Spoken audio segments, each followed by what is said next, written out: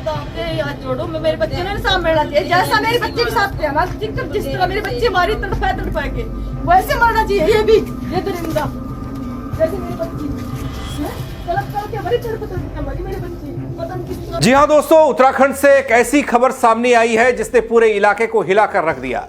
एक नाबालिग युवती के साथ उसके चचेरे भाई ने बेरहमी की सारी हदें पार कर डाली। यह घटना न केवल समाज के लिए शर्मसार कर देने वाली है, बल्कि सोचने पर मजबूर करने वाली है कि घर और रिश्तों की सुरक्षा भी कभी कभी खतरे में पड़ जाती है। कौन और कैसे रोक पाएगा ऐसी घटनाओं को, ऐसी हरकतों को जो अपने घर में ही हो रही हैं। पूरे मामले की दिल दहला देने वाली कहानी, तस्वीर, खबर लेकर आया हूं दोस्तों। नमस्कार, पहला मैं पंकज रौतेला, आप देख रहे हैं अपना उत्तराखंड न्यूज। दोस्तों, ये चौंका देने वाली खबर बताऊं उससे पहले आपको मैं एक पीड़ा, एक वेदना दिखाना चाहता हूं। थोड़ा इसे समझिए, महसूस करिएगा।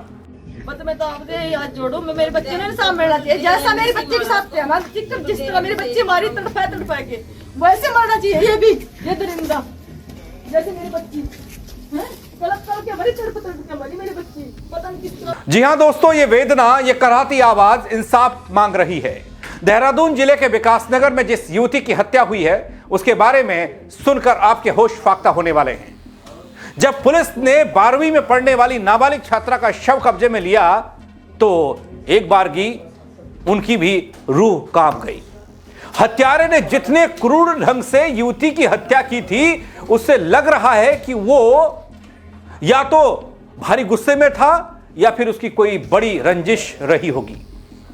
मैं तो सर जी, मैं तो आपके हाथ जोड़ू, पैर पकड़ू, मन ने तो जैसी मेरी बच्ची के साथ उसने करी ना, मैंने तो उससे बदतर थी उसके इलाज, क्या फांसी चढ़ाओ चाहे मेरा क्या कर दो, हाँ मन ने कुछ नहीं चाहिए। और हाँ, मन ने तो इंसाफ चाहिए, इंसाफ अपनी बच्ची के लिए मन ने किसी का पैसा दर कुछ नहीं चाहिए, मन ने मेरी बच्ची देता है लाग के। विकासनगर की युवती और युवती हत्याकांड में अब बड़ा शोर मच रहा है। पुलिस को घटनास्थल पर एक हसिया मिला और आशंका यह जताई गई कि इसी हसिये से 12वीं की छात्रा की हत्या निर्मम तरीके से कर दी गई। हत्या ने सबको चौंका दिया, सबको डरा दिया, सहमा दिया।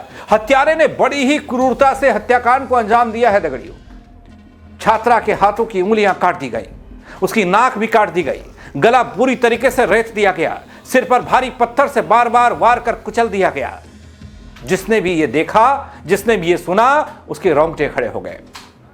घटनास्थल से हसिया मिला, पुलिस के लिए एक साक्ष्य बना। ढालीपुर शक्ति नहर के किनारे छात्रा का शव मिलता है। पुलिस मौके पर पहुंचती है, शव को कब्जे में लिया जाता है, पोस्टमार्टम के लिए भिजवाया जाता है।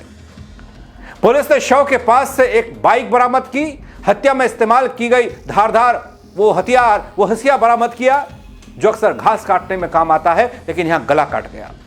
बताया यह गया दोस्तों कि यह हसिया कुछ दिन पहले छात्रा के चचेरे भाई ने विकासनगर की एक दुकान से खरीदा था।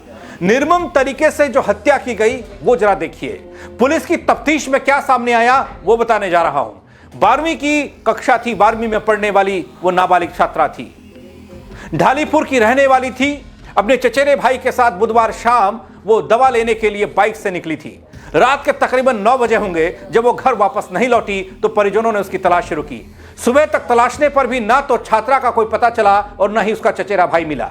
इसके बाद ढालीपुर शक्ति नहर के किनारे छात्रा का छत बिच्छत शव मिला। पुलिस को तत्काल इसकी सूचना दी गई।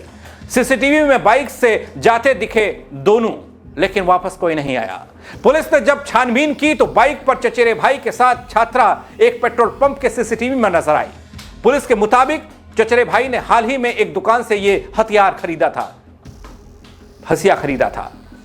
पुलिस बता रही है कि हसिया से छात्रा पर ताबड़तोड़ वार करके उसको मौत के घाट उतार दिया गया। मौके पर बाइक मिली। हसिया मिलने के बाद पुलिस ने एसडीआरएफ की टीम को बुलाया। मौके पर शक्ति नहर में सर्च ऑपरेशन चलाया गया। पुलिस को आशंका ये कि हो सकता है छात्रा की हत्या करने के बाद चचेरे भाई ने भी कहीं शक्ति नहर में सुसाइड न कर लिया हो। दोस्तों जरा इसको समझिए कुछ इस तरीके से। इस घटनाक्रम को, एक नाबालिग छात्रा की डेड बॉडी की सूचना रात तकरीबन 12 बजे मिलती है पुलिस को। उनके गांव से करीब 300 से 400 मीटर की दूरी पर शव मिलता है।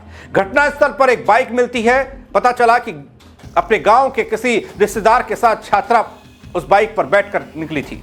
बाइक किसी से मांगी गई थी। अभी आरोपी लड़का ट्रेस आउट नहीं हुआ। घटना के पीछे क्या बात रही होगी, इसकी जांच की जा रही है। घर वाले भी ज्यादा कुछ नहीं बता पा रहे हैं। घटनास्थल पर एक हत्या जरूर मिला जो पुलिस के लिए एक कड़ी बना है। दोस्तों, जानकारी के अनुसार आरोपी लड़के द्वारा 2-3 दिन पहले, जैसा कि मैंने आपको बताया, कि बाजार से एक घास काटने वाला हंसिया खरीदा गया। शायद दुकानदार को भी पता नहीं होगा, जिन लोगों ने देखा होगा उसके हाथ में यह हथियार, उनको भी पता नहीं होगा वो क्या करने वाला है। हंसिया से वार किए, वारदात को अंजाम दिया और फरार बताया गया। पुलिस जांच में जुटी है। गांव में हर जगह सीसीटीवी कैमरे नहीं हैं, तो जांच में समय लग रहा है। बल पास में नहर भी है, तो इसलिए एसडीआरएफ को भी मौके पर बुलाया गया। एसएसपी ने खुलासा किया। देहरादून के एसएसपी अजय सिंह हैं, खुद घटनास्थल पर पहुंचे ढालीपुर शक्ति नहर के किनारे। उन्होंने मीडिया के सवालों के जवाब दिए और तमाम बातों का जिक्र किया। हालांकि इस पूरे घटनाक्रम पर खुलकर कुछ नहीं बोल पाए। सुनिए आप भी। छात्रा की हत्या का मामला सामने है, क्या पता? और देखिए, कल एक बालिका की जो है डेड बॉडी की सूचना जो है कंट्रोल रूम के माध्यम से 12:15 बजे प्राप्त हुई थी, जिस पर तत्काल पुलिस मौके पर पहुंची थी। तो यहाँ जो बुक्सा जो यहाँ पर रहते हैं, जो गांव है उनका, उससे करीब जो 300-400 मीटर दूरी एक बॉडी मिली थी। वहाँ एक मोटरसाइकिल भी खड़ी थी।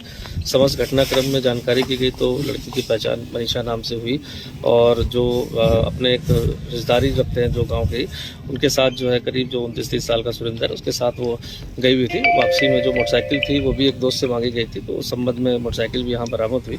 तो प्रथम दृष्टया ऐसा लगता है कि घटनाक्रम जो है वो गाँव से 400-500 मीटर दूरी पर हुआ है।